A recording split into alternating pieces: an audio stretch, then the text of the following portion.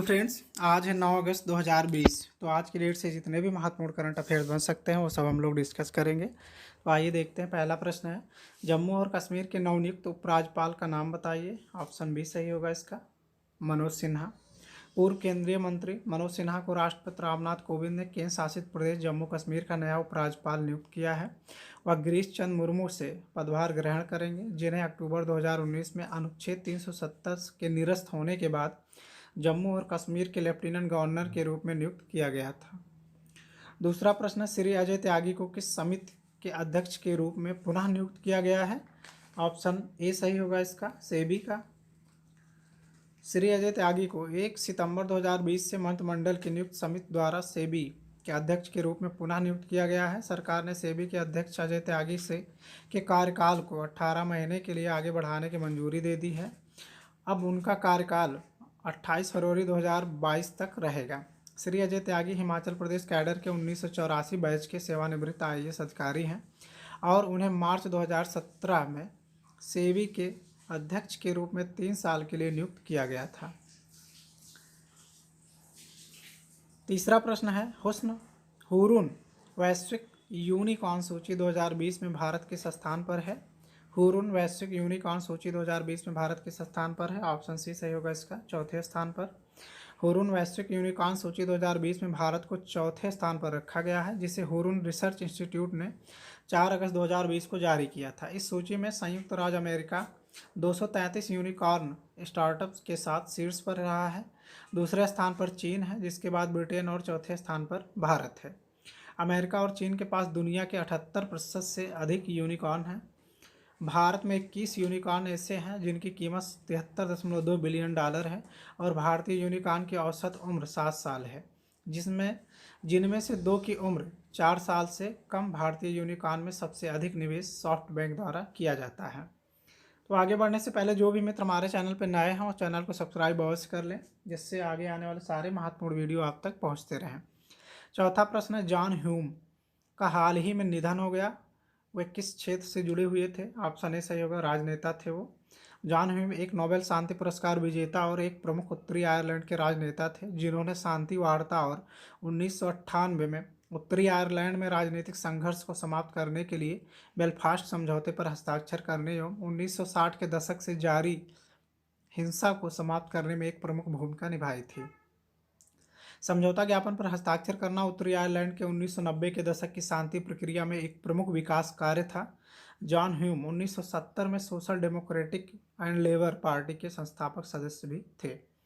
पांचवा प्रश्न है, भारतीय प्रौद्योगिकी संस्थान कानपुर ने लोक शिकायतों के पूर्वानुमान विश्लेषण के लिए किस मंत्रालय के साथ समझौता किया। ऑप्शन इसका डी सही होगा, रक्षा मंत्रालय के साथ। भारतीय प्रौद्योगिकी संस्थान कानपुर ने रक्षा मंत्रालय के अधीन रक्षा विभाग और प्रशासनिक सुधार एवं लोक शिकायत विभाग के साथ लोक शिकायतों के पूर्वानुमान विश्लेषण के लिए एक त्रिपक्षीय समझौता ज्ञापन पर हस्ताक्षर किए हैं। यह नई पहल शिकायतों के कारण और उनकी प्रकृति की पहचान करते हुए जहां भी आवश्यकता हो प्रणालीगत बदलाव और नीतिगत हस्तक्षेपों के जरिए इन्हें व्यवस्थित करने में मदद करेगी। समझौता ज्ञापन के तहत IIT कानपुर की ओर से आर्टिफिशियल इंटेलिजेंस और मशीन लर्निंग तकनीकों का इस्तेमाल करते हुए एक ऐसी प्रणाली विकसित किए जाने की परिकल्पना की गई है। छठा प्रश्न है, महात्मा गांधी की 150वीं जयंती को चिन्हित करते हुए कौन सा देश सिक्के जारी करेगा। ऑप्शन डी सही होगा इसका, ग्रेट ब्रिटेन। ग्रेट ब्रिटेन सरकार महात्मा गांधी की 150वीं जयंती को चिन्हित करने के लिए सिक्के जारी करेगी। सिक्कों को रॉयल मिंट द्वारा जारी किया जाएगा। देश में अल्पसंख्यकों के योगदान को पहचानने के प्रयास में ब्रिटेन ट्रेजरी द्वारा इस निर्णय की घोषणा की गई थी। महात्मा गांधी ब्रिटेन के सिक्के पर चित्रित होने वाले पहले गैर श्वेत व्यक्ति बन जाएंगे। इस निर्णय का नेतृत्व वी टू विल्ट ब्रिटेन अभियान ने किया था, जिसमें ब्रिटिश करेंसी पर अश्वेत हस्तियों को प्रतिनिधित्व देने का आह्वान किया गया था। सातवां प्रश्न, परिवार पहचान पत्र PPP किस राज्य द्वारा शुरू किया गया है। ऑप्शन सी सही होगा इसका, हरियाणा द्वारा। हरियाणा ने परिवार पहचान पत्र नामक एक विशिष्ट पहचान पत्र लॉन्च किया, जिसका उद्देश्य राज्य भर में रहने वाले लगभग 54 लाख परिवारों में से प्रत्येक की निगरानी करना है। इसके तहत प्रत्येक परिवार को एक एकल इकाई माना जाएगा और 8 अंकों की विशिष्ट पहचान संख्या आवंटित की जाएगी। राज्य सरकार के अनुसार प्रत्येक परिवार के लिए परिवार पहचान पत्र पोर्टल पर अपना पंजीकरण करना अनिवार्य है। पीपीपी आधार कार्ड से अलग है क्योंकि आधार कार्ड एक व्यक्ति को एक इकाई के रूप में दर्शाता है, जबकि पीपीपी एक इकाई के रूप में एक परिवार का प्रतिनिधित्व करता है। पीपीपी एक व्यक्ति के आसपास संरचित नहीं है। 8वां प्रश्न है कि संस्थान ने उन्मूलन आधुनिक दास्ता और राष्ट्रमंडल सरकार की प्रगति का आकलन पर रिपोर्ट जारी की है। ऑप्शन ए सही होगा, CHRI ने।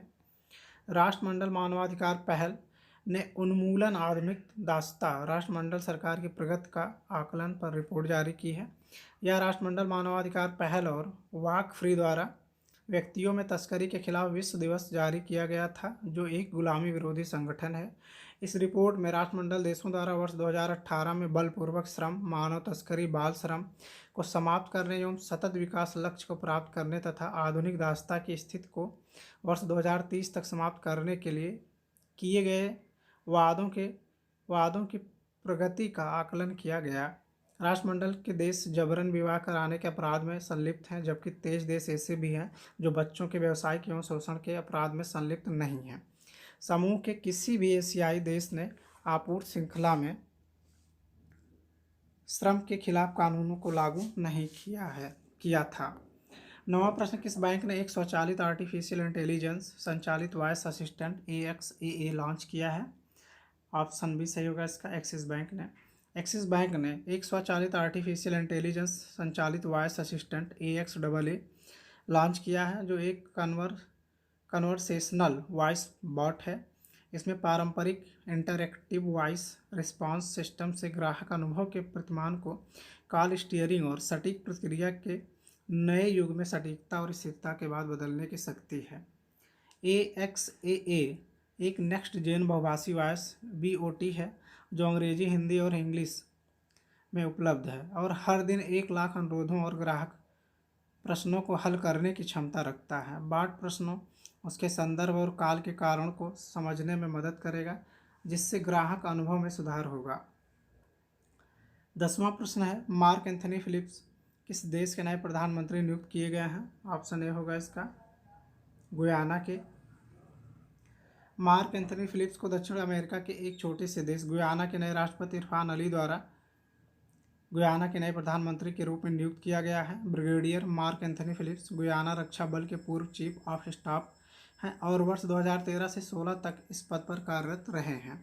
गुयाना के पूर्व राष्ट्रपति भरत जगदेव को भी मंत्रिमंडल में शामिल किया गया है और भरत जगदेव ने उपराष्ट्रपति के रूप में शपथ ली है। तो उम्मीद है आप सबको यह वीडियो ज़रूर पसंद आया होगा। अगर आपको हमारे वीडियो पसंद आ रहे हैं तो वीडियो को लाइक करें, शेयर करें और चैनल को सब्सक्राइब अवश्य कर लें।